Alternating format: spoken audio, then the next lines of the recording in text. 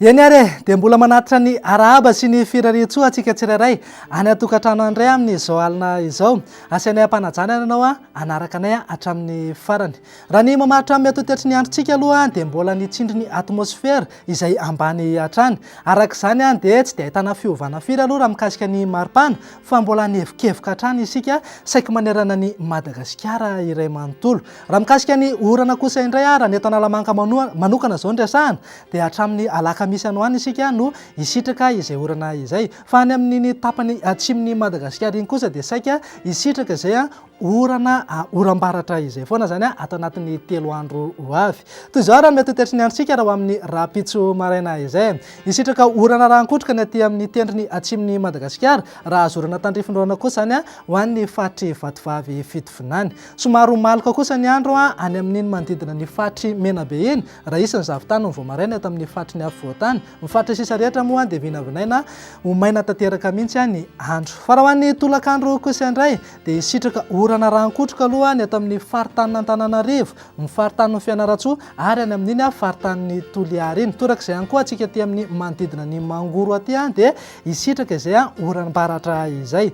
Ny alina kosa ny vinavinaina anana herijika isitraka izay oram-baratra izay isika any amin'ny manodidina fahatry Betsiboka sy any Amambokony any. Azorana tandrifindrahona kosa ny any amin'iny fahatry Antsohihy, Bealalana ary Port Berger iny raha saika ho maina tanteraka ny andro any amin'ny faritra sisa rehetra. Raha mikasika ny maripana vao vinavina raha amin'ny rapitso zao dia 3.0 degré celsius any Avakina Karatra any, 9.0 amin'ny Fianarantsoa ary 7.0 kosa ho an'ny Analamanga. Morotsiraka sy rariny voaparitany moa dia saika manodidina eo amin'ny 20 ka hatramin'ny 4.20 degré celsius eo.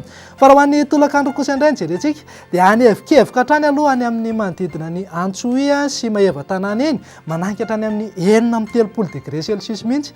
Torak'izay ihany koa any amin'ny atanin'ny Melaka sy Menabe iny manodidina eo amin'ny 5.30 na 9.30 degré celsius eo. Ny eto amin'ny fahatry ny afovoantany koa tsy ho latsa-danjan'izay fa dia afana hatranintsika manodidina eo amin'ny 9.20 ka hatramin'ny 2.30 degré eo zao ny eto amin'ny fahatry ny afovoantany. Morotsiraka sy rariny voaparitany moa dia saika eo anelanelan'ny 9.20 degré ka hatramin'ny 4.30 degré celsius eo avokoa.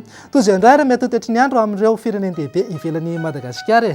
Azorana malefaka zany ho an'ny Nairobi raha ifandimby ny rahona Simosandra ho an'ny Paris sy Bangkok. Milan sy Johannesburg moa dia ibalika tanteraka mihitsy ingaby masoandro. Ho an'ireo nosika ivelan'ny Madagasikara kosa indray toa ny Comore sy La Réunion dia isitraka orana malefaka raha ifandimbiasan'ny rahona Simosandra kosa zany ho an'ny Maurice sy Seychelles.